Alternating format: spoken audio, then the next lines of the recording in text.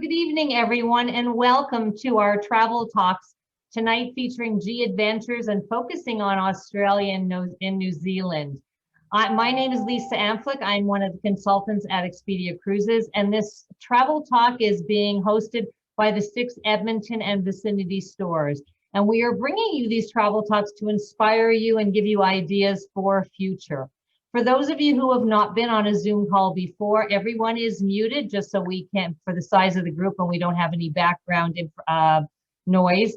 You do have the ability to turn your camera on or off, and we'd love to see your faces. So if you feel comfortable in that, just turn your video on.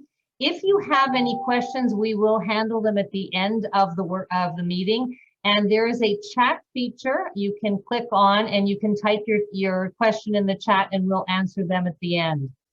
So believe it or not, we are in 2021, and I think for many of us, it's been a really long haul. But I am confident that late this year and definitely into 2022, we are going to begin traveling again. And I was at the office today and I got a couple calls from clients who said, I got my vaccine appointment, so I'm getting ready to book. So I think that's going to be happening. I don't know about you, but I am desperate to travel. I'm desperate to have a vacation. I've missed it.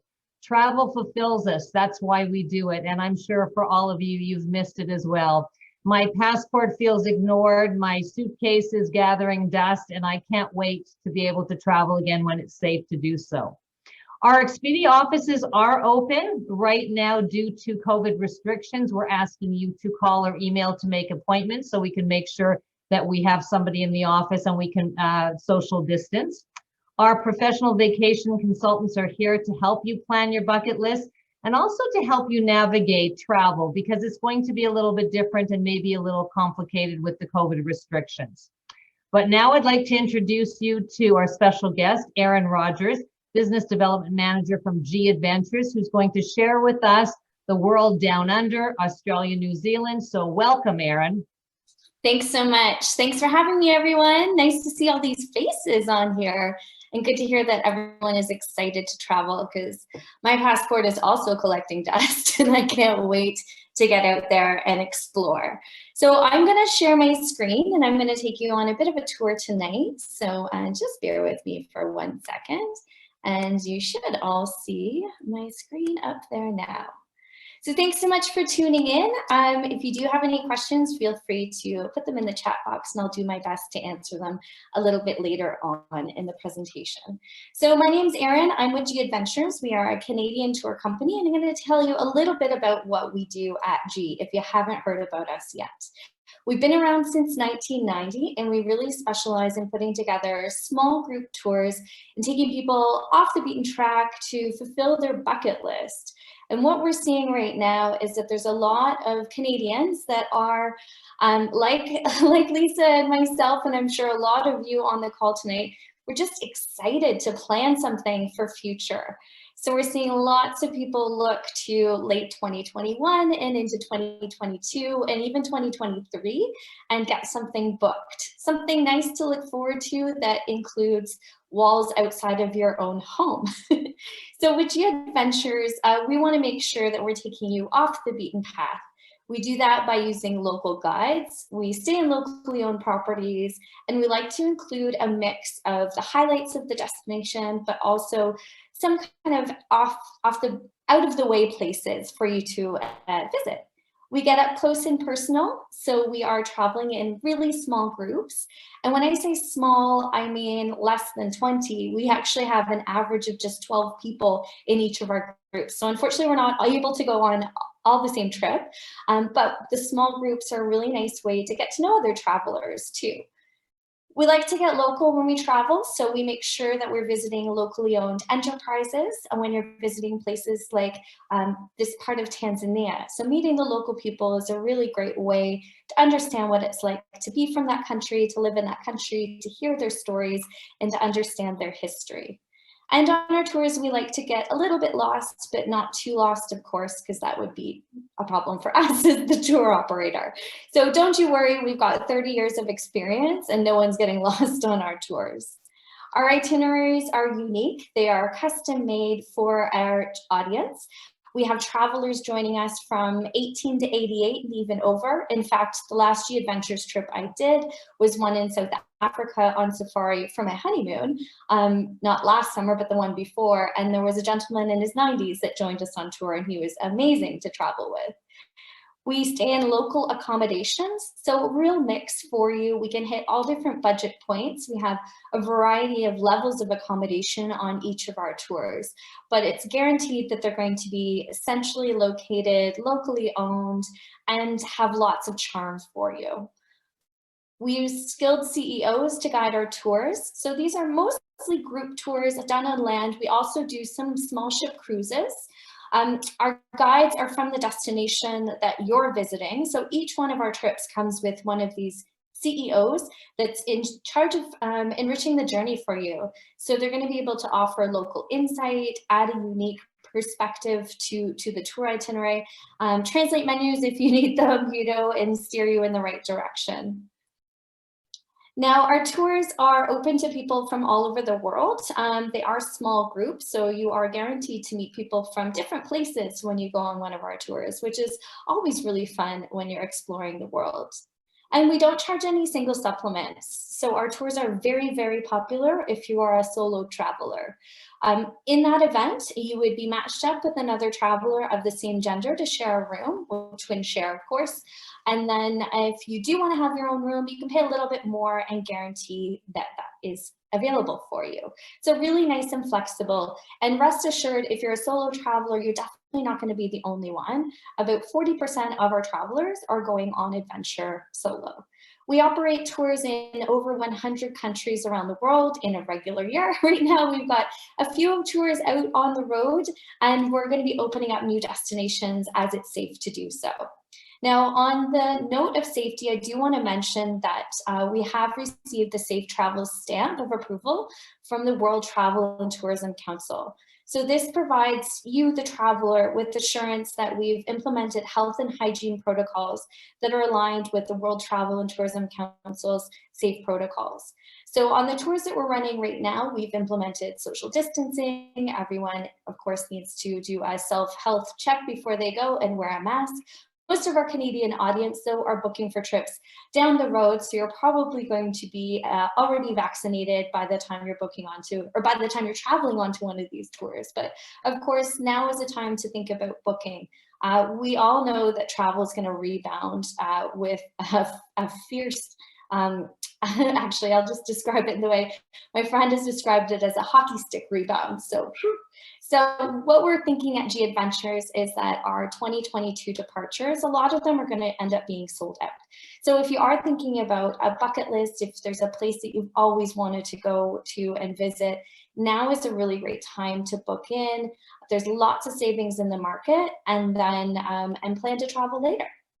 So what we're talking about tonight is Australia. I do have to say it's absolutely one of my favorite countries. If my husband, who's Australian, is in the room, it is my favorite country to travel to and to visit. It's a beautiful mix of beaches, rugged terrain, coastal cities. They also are very easygoing and relaxed, like we are here in Canada. There's sprawling deserts, huge forests, some snow-capped mountains actually, but mostly when you think of Australia, you think of beaches and the reef. It's interesting, we've got an interesting history to share and lots to offer in destinations. So what I'm going to talk about tonight is kind of some of the major regions in Australia and New Zealand, and then give you an idea of how we travel to these regions at G Adventures. Everyone's first stop into Australia has always got to be Sydney. This is one of my absolute favorite cities. Actually, when putting together this presentation, I felt a little homesick because I've been there quite a few times and my in-laws live there. So, of course, it's on my radar to visit as soon as they open the borders again, which hopefully will be sooner rather than later. It's the capital of New South Wales. It's where most international flights will take you. It's one of Australia's largest cities, very well known, of course, for the Opera House, which you see on the screen, the Harbour Bridge that's in the back behind. If you've ever watched the New Year's celebration in Australia, they have beautiful fireworks that are let off right on the Harbour Bridge. This area itself is called Darling Harbor. There's a small circular quay, which is really the port hub with waterside life. There's opportunity to jump on ferries there to go to the northern beaches or to get into a sailboat. Also located really close by is the Royal Botanic Garden. Beautiful area, nice little walkway along here, and a great place to visit. Getting to the beach is obviously on everyone's must-do list for Australia. They have some of the most beautiful beaches on earth. One of the most famous beaches is Bondi. It's located closest to Sydney. It's full of locals, but also a big tourist stop for when you're traveling to Australia. White sand beaches, there's always surf here, so it draws in both locals and tourists. There are also some ocean pools that are open year-round that you can visit if you're not ready to get right in the ocean. And the other side is Manly. So this is reached from the Central Business District, which is the CBD, which they call the downtown of Sydney, reached by a ferry across Sydney Harbour. So even if you're not interested in getting to this beach, it's always worth jumping on that ferry ride. Most of our tours do start in Sydney, so we always recommend having a couple of extra days to explore on your own, as there's so much to see and do. Manly has a little bit more relaxed vibe than Bondi. It's a little bit quieter, and it's also got some trees kind of right along the beachfront there.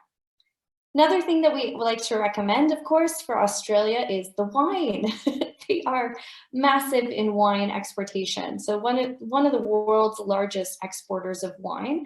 So they actually make about 1.3 billion liters annually and send about 800 million of that overseas. So if you haven't tried Australian wine, put that on your to-do list for the weekend.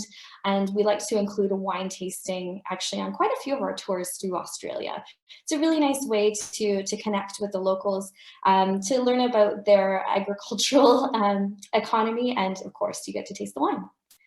Another popular area to visit is Melbourne. So Melbourne is the coastal capital of southeastern Australian state of Victoria. I actually lived in Melbourne back probably 16 years ago and absolutely loved it.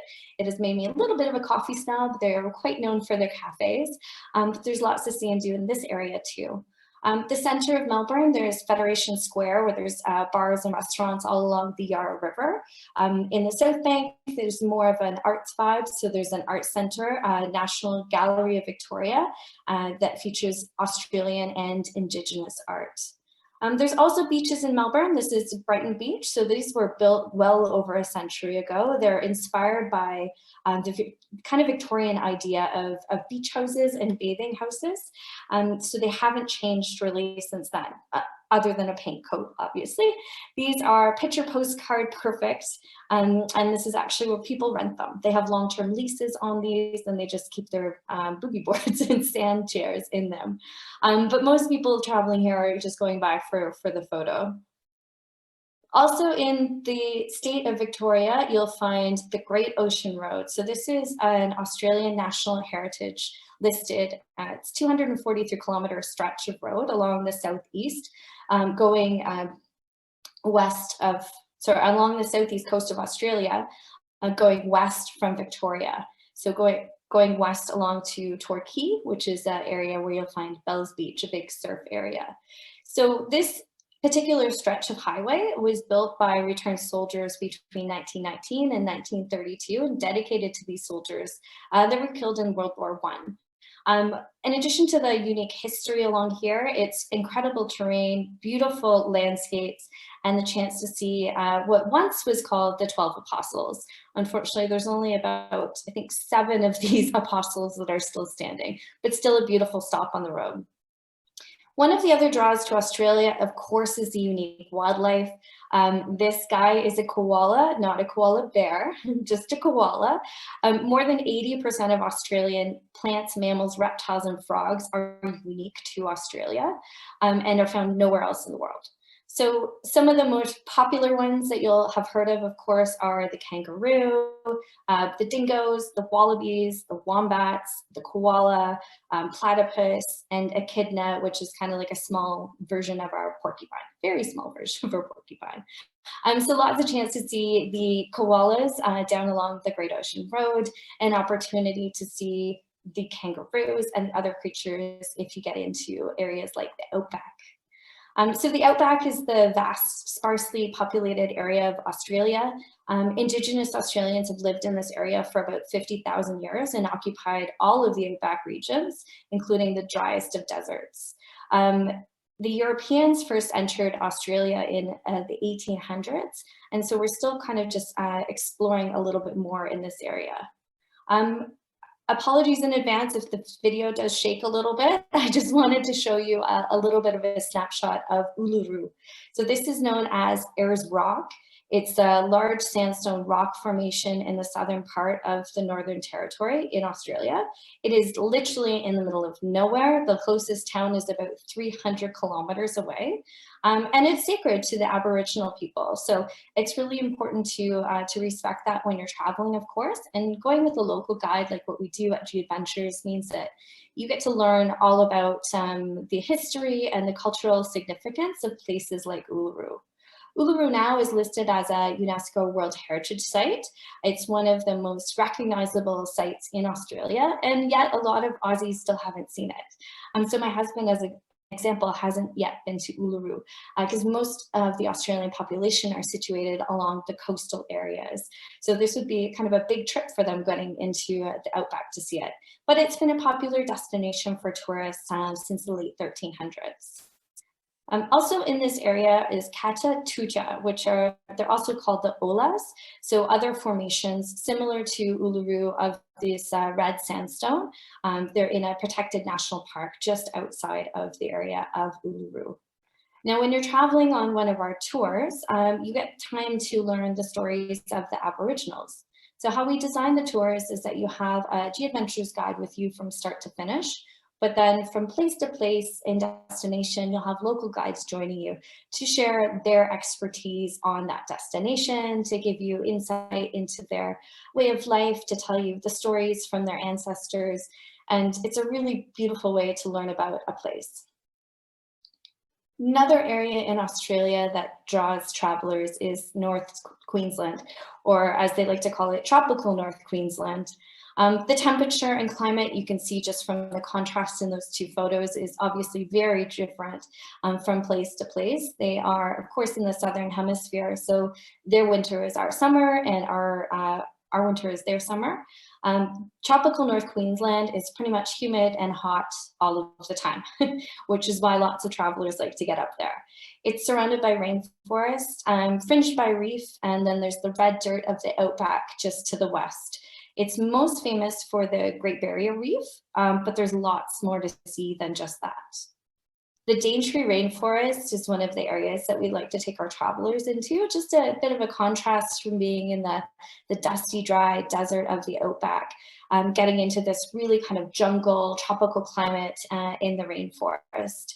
It's about 1,200 square kilometers, and it's part of the tropical rainforest on the Australian continent, obviously. So it's located north of Cairns, and this is it's a really kind of dense jungle area, amazing for bird watching. So if anyone's looking to see wildlife in Australia, definitely make sure that you're going to see you're likely to see your kangaroos pretty much right off the bat. But get into one of these areas will allow you to see more than just the kangaroos. Now, also in this area, we are connecting with locals. So Aboriginal history is important on our tours of Australia. This experience, I think, is just so beautiful that we include this in our tours, not only visiting, of course, the major sites in this beautiful country, but also connecting with the locals. Now, most people that are traveling to Australia would be very interested in getting out to the Great Barrier Reef. So this is the world's largest coral reef system, which has over 2,900 individual reefs and 900 islands, stretching over 2,300 kilometers over an area of 334,000 square kilometers. So lots and lots and lots. It's the largest barrier reef on the planet and very well known, of course, as one of the most popular areas for snorkeling and scuba diving. but you can still access the reef without actually having to get in the ocean. The Great Barrier Reef can be seen from outer space and is the world's biggest living organism. It's stunning to visit up close. You are, of course, most welcome to join us for a scuba or snorkel, or you can sit back and relax and take on a sailboat ride out into the Whitsunday Islands. So the Whitsundays are an island grouping made up of 74 islands that are located between the coast of Australia and the Great Barrier Reef. Most of the islands are uninhabited. There's super dense rainforest, but hiking trails and beautiful white sand beaches, which of course is the big draw in this area. So just want to give you an idea of some of the tour options that you have for Australia with G Adventures. This is our Best of Australia Plus tour. Plus just means that we're operating with the smaller group size. So usually our group sizes max is 16, an average of 12. With this particular tour, it's a maximum of 12, so much smaller group size. Australia is a very, very big place. And so we have packaged this to see kind of the most of the coast that you can do in a period of 14 days. It starts up in Cairns. So it's a southbound tour. From Cairns, you get into the Daintree Rainforest with one of our Indigenous guides. You have the option to visit the Great Barrier Reef. We go sailing in the Whitsundays. We visit Byron Bay and Brisbane. We hike in the Blue Mountains, which are outside of Sydney. We are doing an orientation walk in Sydney. And then we've built in free time, and that's something I didn't mention earlier. So if you've never taken a group tour, a lot of the time, you might just kind of think of it as being a big bus tour where your time is very managed. And don't get me wrong, we do like to make sure we have lots included with your travel, but we also built in free time for you. So you're not on a super rigid schedule when you're traveling on a G Adventures tour. That's because we want to make sure that there's time in the tours for spontaneous experiences. So if you want to do something special in any of these areas, we want to be able to accommodate that for you. It also helps that our group sizes are small, so we're able to kind of ebb and flow with the requirements of the travelers in the group. We have a Best of the Red Centre and Eastern Australia Plus. So this one, it starts in Melbourne. It's 25 days. It goes from the southern Victoria through the outposts or the outback, pardon me, area of Uluru up into northern tropical Queensland in Cairns, out to the Barrier Reef in the Whitsundays, and then we kind of continue on that path. So really nice program if you're interested in spending a bit more time in Australia. So this particular one is 25 days. Or we've got our Ultimate Australia and New Zealand tour. So this is a great one if you are looking to package two countries together. We actually include that flight between Sydney and Auckland. And then this one's taking you onwards into New Zealand to explore that place for a period of 14 days. So this is the 25-day package in Australia plus that 14 days in New Zealand. So one of the things I do want to mention with our style of travel, so this is a classic style of tour. What that means is that your accommodations are going to be boutique hotels. On this particular one, we have rainforest cabins for 2 nights, and we stay overnight in a Maori village in New Zealand, which is a really incredible cultural experience for you. So nice package if you're looking to do a much longer trip. Or if you want to do something short, we can accommodate that too. We have a partnership with National Geographic in which we have a lineup of 80 National Geographic Journeys tours. The difference between our regular G Adventures tours and these National Geographic tours is that as you can see, there are more flights included. So you spend less time traveling, more time in destination. The accommodations are upgraded. So you'd be staying at around 4-star properties. We've also included breakfast every day, and there's some special inclusions that are just in our National Geographic tours. So these tours are put together between our team based in Canada and the US-based National Geographic team. So we've come together to use kind of our resources as an adventure travel company, and then National Geographic resources as a global, pretty much the biggest travel company on the planet, or travel brand, I guess, not travel company. And together we've designed some really, really beautiful itineraries. So in this particular tour, we have the Rocks is an area in Sydney. So we have a Rocks Indigenous Dreaming and Welcome Tour for arrival into Sydney. There's a harbor dinner cruise, which looks amazing. We go to the James Cook University Aquarium up in Cairns. And that's just a special invite because we're doing this tour in partnership with National Geographic. We've got options to still be active if you want to scuba or snorkel. We do an Indigenous Dreamtime walk in the Daintree. So a little bit more focus on culture and history with our National Geographic programs. Now, our second destination to feature tonight is New Zealand. So this is a adventure dream. It's Tolkien-worthy landscape, as you can see from this photo on the screen tonight. It's the country that invented bungee jumping, one thing that I will never do again. It's beautiful, it has snow-capped mountains, shining lakes, roaring rivers. Also has a really tiny population. They've done an incredible job at managing COVID. If anyone's following along, their Prime Minister Jacinda is like just an absolute leader in the fight against the global pandemic. So it's definitely a country that is on everyone's radar for traveling to as soon as the borders have reopened. Now, New Zealand can be easily split into two areas, of course, because there are two islands. So what to expect from the North Island? The North Island actually has the most population of all of New Zealand. So it's home to about 3/4 of the population. So New Zealand as a country has less than 5 million people residing there. So they actually, so when I first visited New Zealand back in 2001, they had 4 sheep for every human that lived in New Zealand. I don't know if that ratio is still the same, but I'm pretty sure it's quite close. The North Island, you'll find Auckland, which is the country's largest city, and that's kind of the big, the only real city, kind of by our Canadian standards, I guess, because it's everywhere else is like a tiny city or a small town. Auckland itself is surrounded by bays and islands. It's known as the City of Sails, and it is really, really beautiful. If you're spending any time there, there's actually a better shot there of Auckland. We were just looking at a beach outside of it before.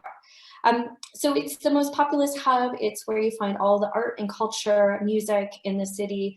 There's volcanic hills in the background, which you can kind of see there.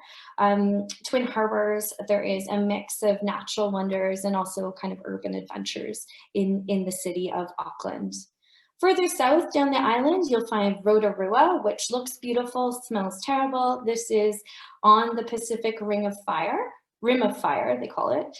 It's geothermal wonderland, beautiful if you're an aspiring photographer, bubbling mud pools, clouds of steam, and of course, close to that are some incredible natural hot springs. One of the unique sights to see in the North Island is the Waitomo Caves.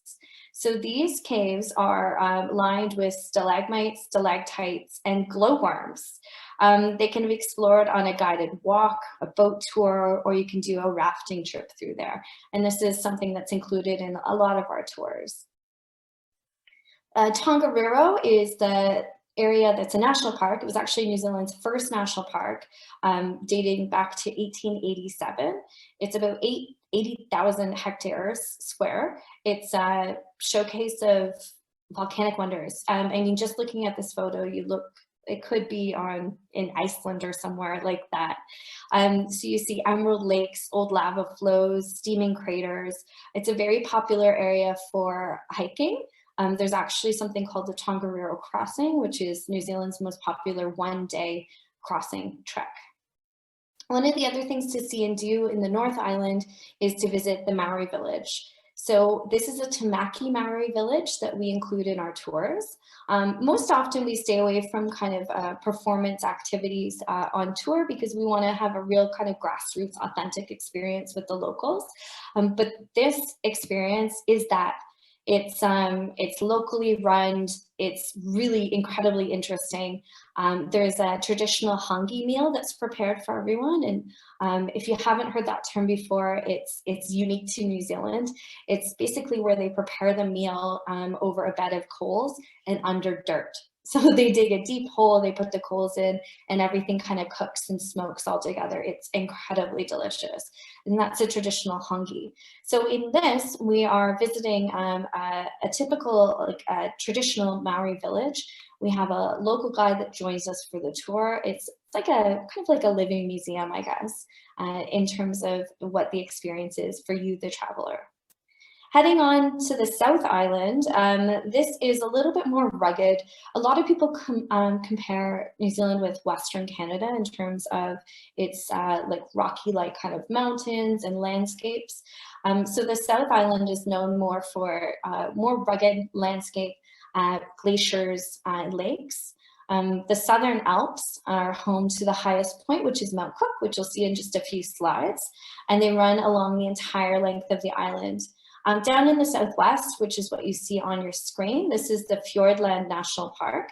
It's Milford Sound is an area that you may have heard of, and next to Milford Sound is Doubtful Sound, a little bit quieter, but steep mountains going into deep fjords, absolutely beautiful. And then the north part of the South Island is well known for Abel Tasman National Park, where there's really great trails for hiking, biking, and also waterways for kayaking. Down in the south, Queenstown is one of the big kind of adventure hubs. There is lots to see and do around Queenstown. If you're doing any trips that are ending in Queenstown, we always recommend adding on a couple of extra days. You can take a jet boat, you can take gondola, you can, oh gosh, you can go bungee jumping, you can go skydiving, mountain biking. It's really full of adventure. Kaikoura is a beautiful area, not on too many people's radars, but should be. It's a coastal town in the South Island, so it's in the northeast part of the South Island of New Zealand. It's known for its abundant wildlife and whale population. So if watching whales is on your wish list, definitely make sure you're picking an itinerary with Kaikoura in it. Also really well known to see dolphins.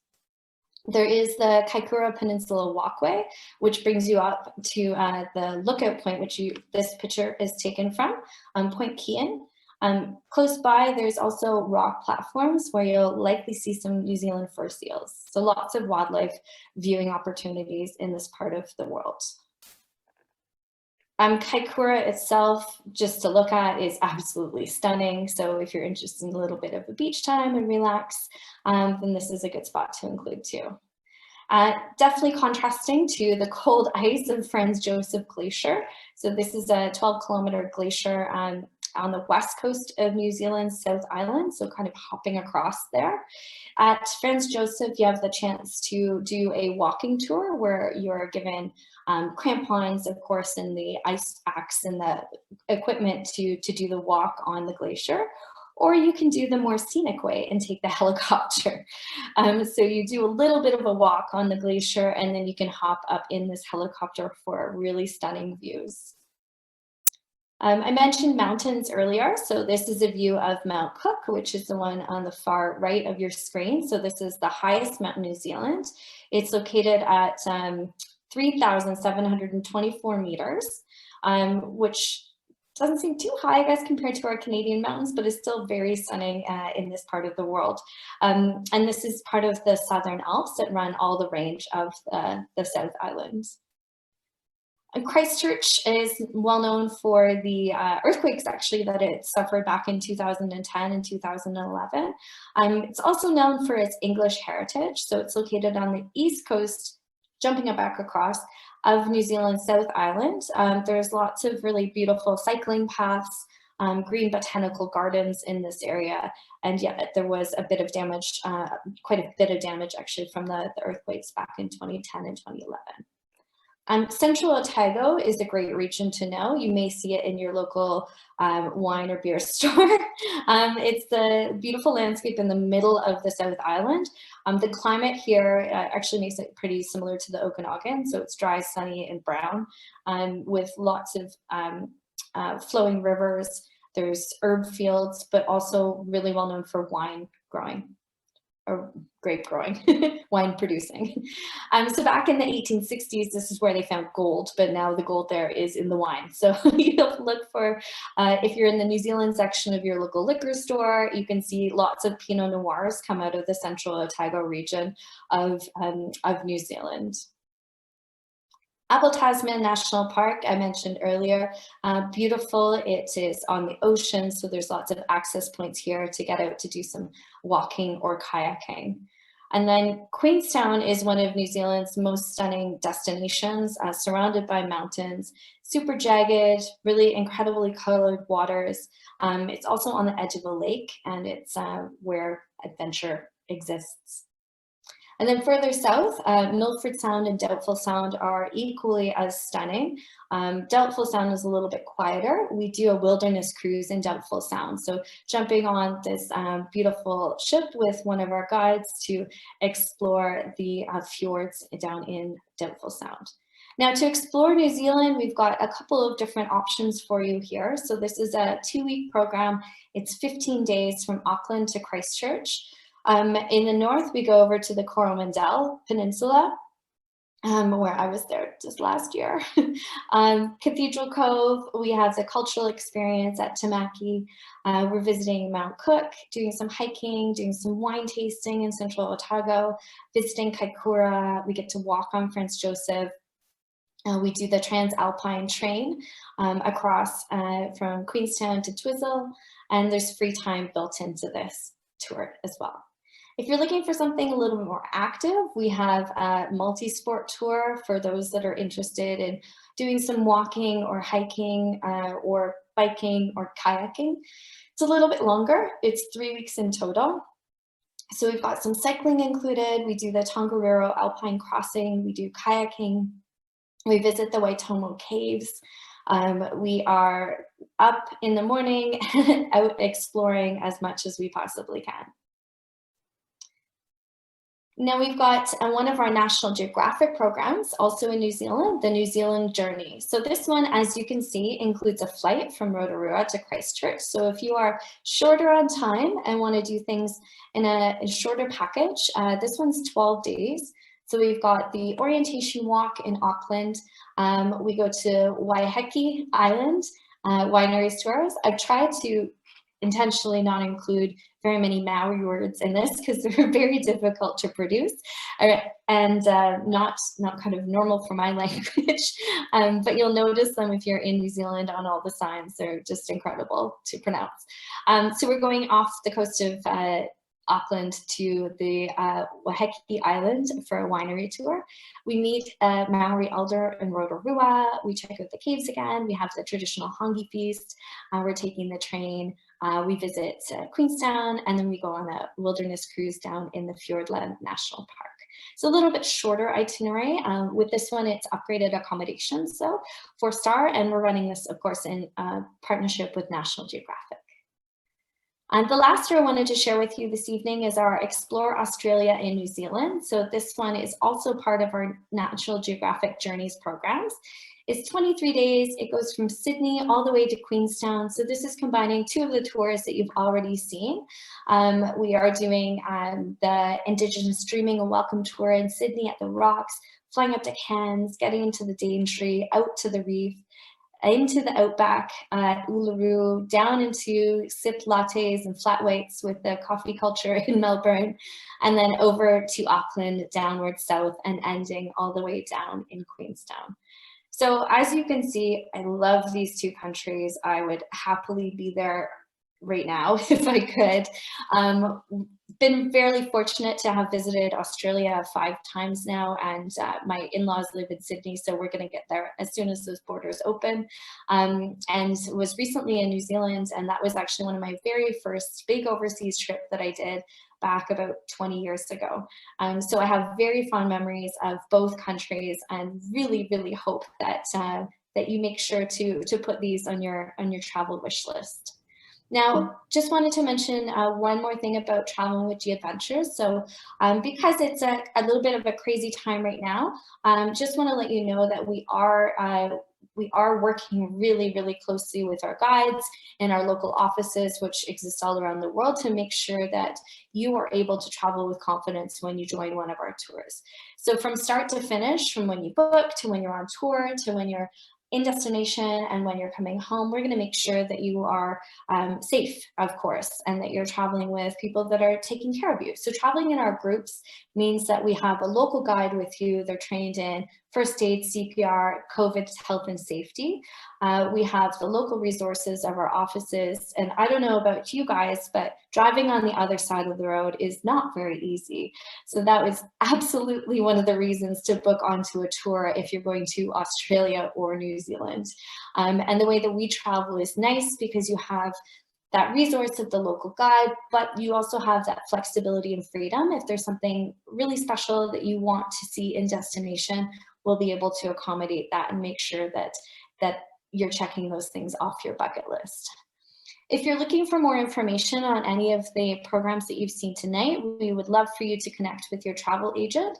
We have 2 brochures that are out right now. They would be able to send you a link to have a look through these brochures. So we have our National Geographic Journeys program, and in our Earth brochure, we have the rest of adventures that we do all over the world. So at G Adventures, we operate tours in over 100 countries, and we have about 606 itineraries to choose from. So we've selected just a few tonight for the showcase on Australia and New Zealand, but if there's somewhere else that you want to go, like Antarctica or on an African safari or somewhere in South America, please do connect with your Expedia Cruises agent for some more information, as they are experts in promoting our tours and will be there to be able to help you.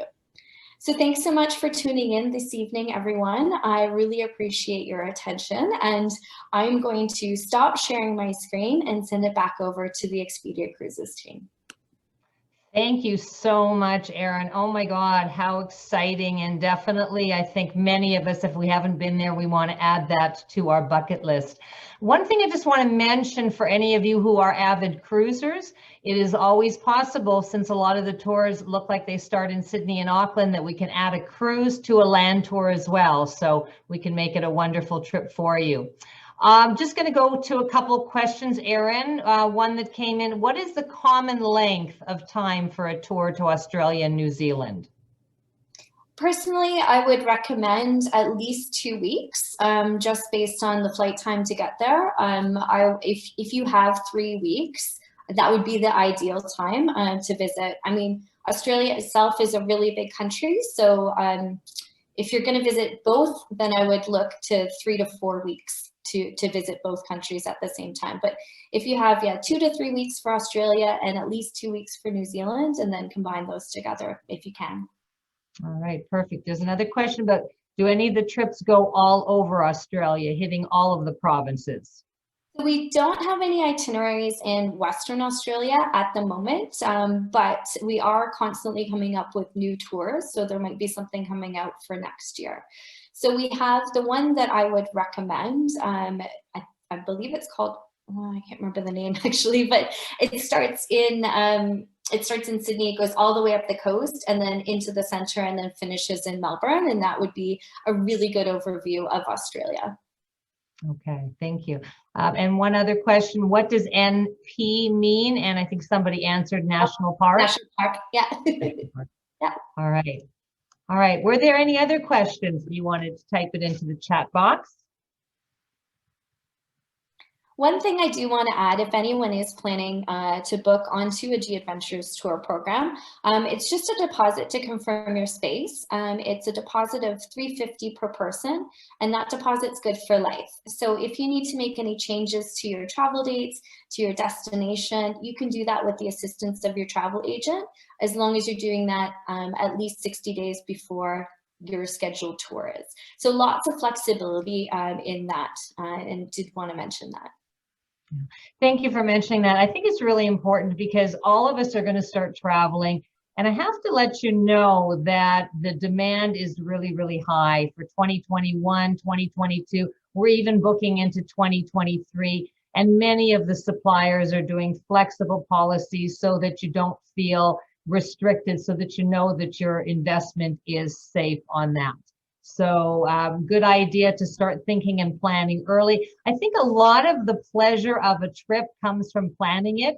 So please contact any of the consultants at Expedia Cruises. We want to thank you for joining us. We appreciate your time. We appreciate your past travels with us. We look forward to planning your future vacations. So reach out to us with any questions you have.